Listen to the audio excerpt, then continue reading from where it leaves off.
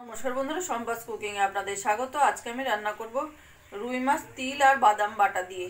তো চলুন দেখে নেওয়া যাক আমি কিভাবে রান্নাটা করি। এখানে আমি 4 পিস ভাজা রুই মাছ নিয়ে নিয়েছি।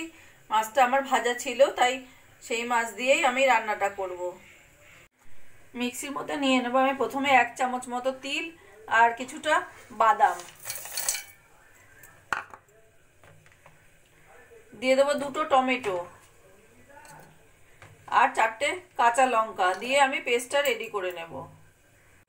কড়াইতে তেল গরম করে দিয়ে দেবো অল্প করে জিরে ফোড়ন।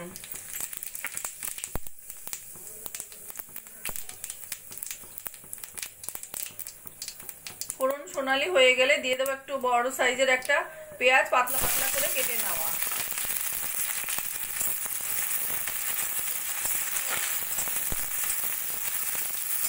পেঁয়াজটা একটু আমি হালকা সোনালি করে ভেজে নেব। পেঁয়াজ হালকা সোনালি ভাজা হয়ে গেছে, এবার দিয়ে দেবো আমি পরিমাণ মতো নুন, হলুদ আর সামান্য কাশ্মীরি লঙ্কার গুঁড়ো দিয়েও কিছুক্ষণ ভাজা ভাজা করে নেব।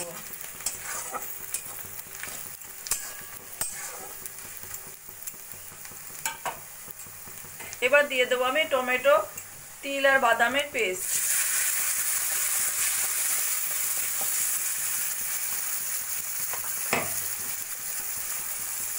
পেস্টটা দিয়ে ভালো করে কষা কষা করে নেব।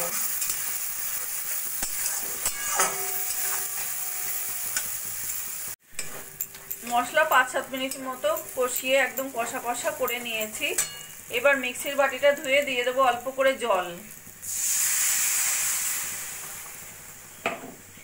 এর মধ্যে দিয়ে দেবো অল্প করে গরম মশলার গুঁড়ো।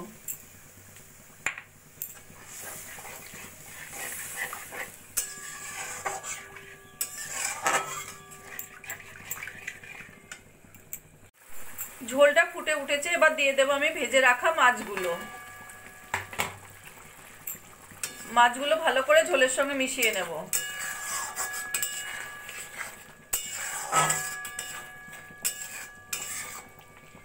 এবার লো ফ্লেমে আমি 3-4 মিনিট মতো রান্না করে নেব।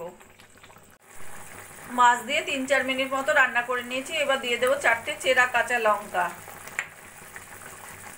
আর একটু ধনেপাতা। উপর থেকে ধনেপাতা ছড়িয়ে আমি গ্যাসটা বন্ধ করে দেব।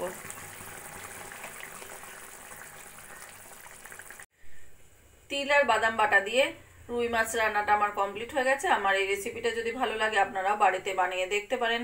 কমেন্ট করে জানাবেন কেমন লাগলো। প্লিজ লাইক, শেয়ার ও সাবস্ক্রাইব করবেন।